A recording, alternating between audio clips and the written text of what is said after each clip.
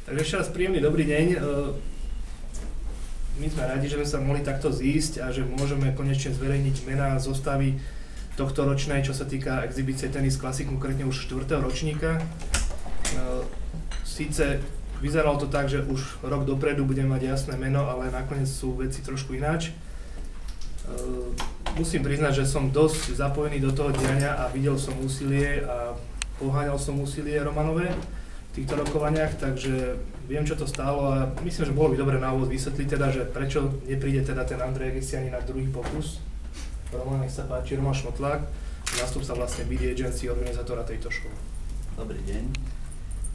Tak ako Janko povedal, tie rokovania s Andrejom prebiehali znova od januára a nám je to naozaj ťažko hodnotiť presne to rozhodnutie, čo v podstate ovplyvňuje, ale u takýchto hviezd treba s tým počítať a jednoducho s managementom sme sa naozaj snažili nájsť nejaký vhodný termín, ktorý by vyhovoval všetkým. Na jednej strane musím povedať, že my máme fixne v podstate zazichrovaný ten termín, ktorý pravidelne prebieha v novembri alebo koncom novembra, začiatkom decembra. Z tohto termínu my v podstate nechceme ísť do nejakého iného termínu, pretože máme aj iné podujatia, ktorým sa venujeme.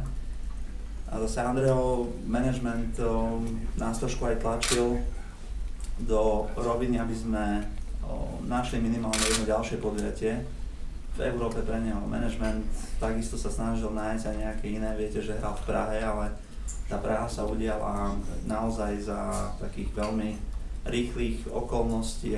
Prišiel tu v podstate do Európy, do Nemecka na pár hodín a spojil to s tou pražskou exhibíciou, kde v Prahe strávil, myslím, že nejakých 16 alebo 18 hodín a tlačili nás aj do tohto termínu, ale to nám v krátkom čase vôbec nevyhovovalo, takže naozaj nájsť vhodný termín pre neho nie je ľahké a hlavne v júni my hráme mediálne majstrovstvá tenisu. Tak to je taká akcia, ktorej sa nemôžeme zdať.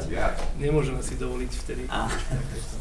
Čiže je to proces, ktorý mal nejaký vývoj a naozaj nevieme sa zhodnúť. V tomto čase viem, že hrá jedno veľké turné v Amerike, niekoľko podujatí, kde sa zúčastňuje Sampras a ďalší hráči, Connors, bývalé hviezdy takisto, Jim Courier a podobne.